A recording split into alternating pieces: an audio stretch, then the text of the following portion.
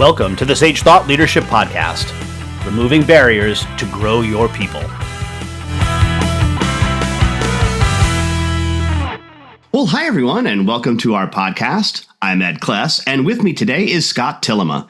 Scott is a retired SWAT hostage negotiator with over 20 years of law enforcement experience in the Chicago area. Educationally, Scott holds a bachelor's degree in behavioral science, a master's degree in psychology, and he was trained in negotiations by the FBI and at Harvard University. Today, he is a partner at the Negotiations Collective, an international negotiations and conflict resolution training firm.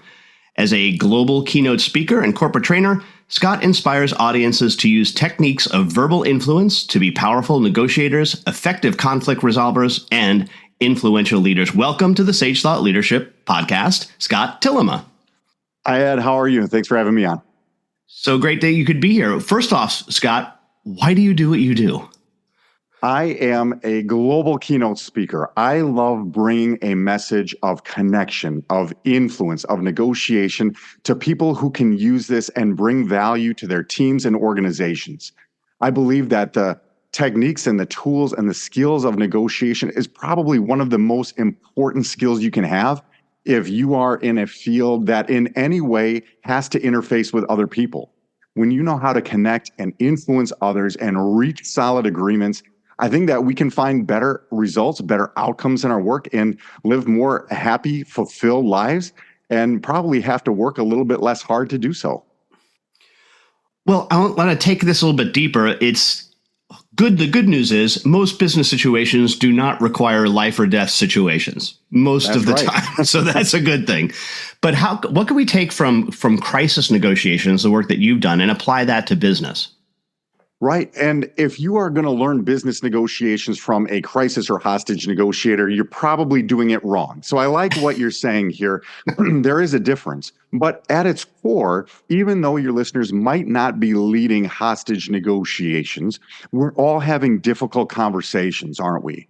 Whether it be internally with the teams or our supervisors or our subordinates, or externally with stakeholders, if you're doing sales, marketing, customer service, human resources, we're having these tough conversations. And at the core of a crisis negotiation is we're having a difficult conversation. And what we're seeing in today's society is that more and more people seem to be in crisis. We live in a state of crisis right now. In 2023, the Surgeon General just released a report and findings that we are suffering from isolation and loneliness and this epidemic of we're just disconnected from the world around us when we're seemingly more connected than ever. So what's going on here? Why are people in crisis, and how do we get them to a better place? And if we're functioning in the private sector, in the business world, and pretending that it's all business and there's no emotion involved and we can't recognize the whole person, I think we're going to fail. And where crisis negotiators excel at is that ability to connect with somebody else, that ability to listen, that ability to withhold judgment in difficult situations, our ability to hear things that might be not pleasurable, to deal with people who might not be pleasant or might not be doing good things, and still be able to connect and manage myself. I think one of the biggest takeaways that I've learned as a crisis negotiator that I still apply in my work today is, how do I manage myself first? When we're met with somebody who's difficult or challenging or in a tough spot, do I need to fire back? Do I need to be defensive? Do I need to start blaming people or lose self-control? Or am I a master of myself? And am I then able to lead that person and lead that conversation to where I really need it to go? One of the things that I've learned from my mentor, who's written a lot about the subject of anxiety and leadership, he says that anxiety and creativity are always inversely proportional to each other. So the more anxious you are, the less creative you can be. And one of the things that I'm hearing from you is the same thing, is that you need to be able to self-regulate, lower your level of anxiety, because you can't turn on creativity, but you can self-regulate and lower anxiety. So comment on that. For sure. And I fully agree with that, which is why the preparation for these difficult conversations is your key to success. And if we want influence, that begins with connection. And if we want connection, that begins with dialogue. And how do we create a dialogue? Do we have good questions that we can ask, good open ended questions that are going to invite your partner to share with you and open up? Because your power comes from information and options. How do we get that? By asking good questions and being good listeners. So before we go into a conversation where emotions might pop up, where my anxiety might notch up a little bit, how nice would it be for me to have a list of 10 good questions that I could fire at any time that's going to engage my listener, my partner, to start sharing with me? So now I'm not the one doing the talking. I'm inviting them into the conversation. And like you said, when that anxiety and emotion goes up, I'm a little bit less creative to come up with those good questions. So why not prep that in advance a little bit to have a couple good questions that I can ask you at any point that's going to keep that conversation moving to get us to where we want to go? The other key that I think is, especially on the person who is the interviewer, so to speak, is to really make sure that they, well, in addition to maintain their anxiety, be authentic. We can't be as fake about it. And I think that there's a big challenge there. Oftentimes people think that they can just use this technique, but if the technique is not real, it's not them, it's not going to work. Right. And that's where practice comes into play, because when we try anything at first, it's awkward. When I'm teaching skills of active listening to people who don't do this usually, they're fumbling around and it's just not very smooth. So we have to move from the knowledge, something we know, to the skill, something we can do, to ultimately the third step where it just becomes who you are. And that's when we start to build that authenticity, because now I'm so good at just managing myself and doing this. It's not fake. It's not inauthentic. And I think you touched on something very, very critical here.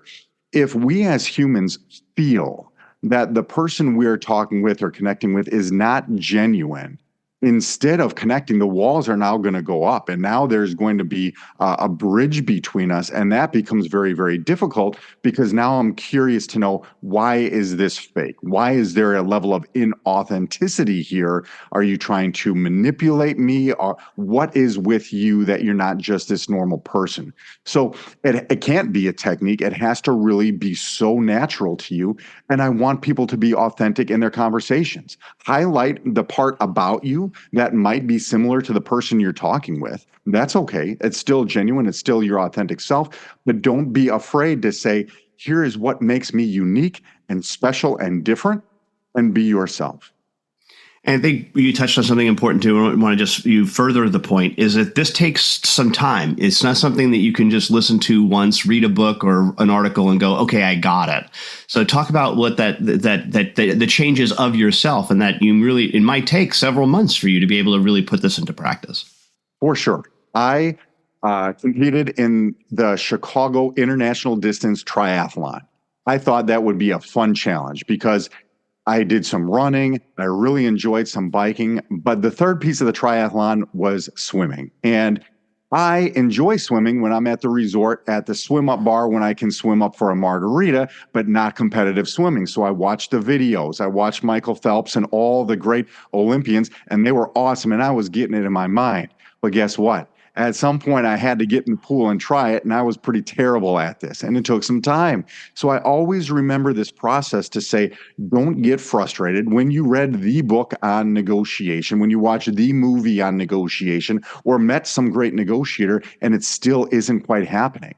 There are so many aspects of this. We talked about listening, but how about the delivery? Not what you say, but how you say it. So now we're thinking about our content, and we've prepared what we're going to say. But are we ever practicing or getting feedback on our actual delivery, the rate, the rhythm, the pressure, the volume, the tone? There's so many aspects that go into the perfect delivery. And that's just one little piece of our conversation or our negotiation with someone else. So let's not get frustrated. If we made the effort, we read the book, and we're not quite there yet, so many people give up on it when really they're starting to move. And how frustrated would we be to know we were this close to getting that much better and finding this result that we want, but we gave up because it was kind of clunky or it wasn't smooth yet. And Scott, we have an exit question that we ask all of our guests, and that is, who is a hero of yours and why are they a hero?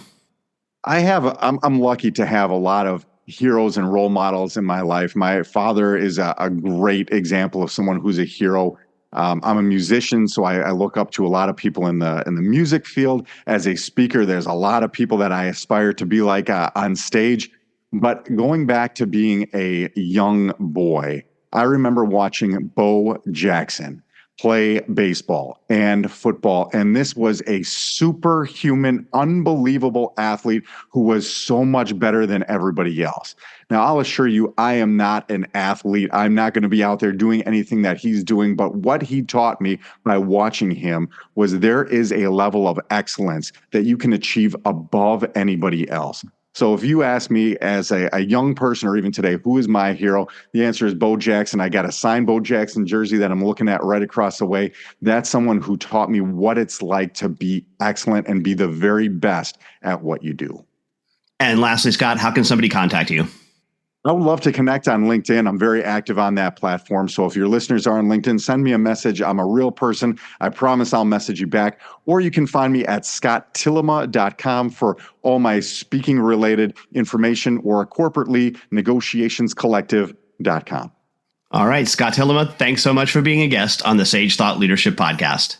Thanks, I appreciate it. Review and subscribe by searching your podcast player of choice for Sage Thought Leadership Podcast.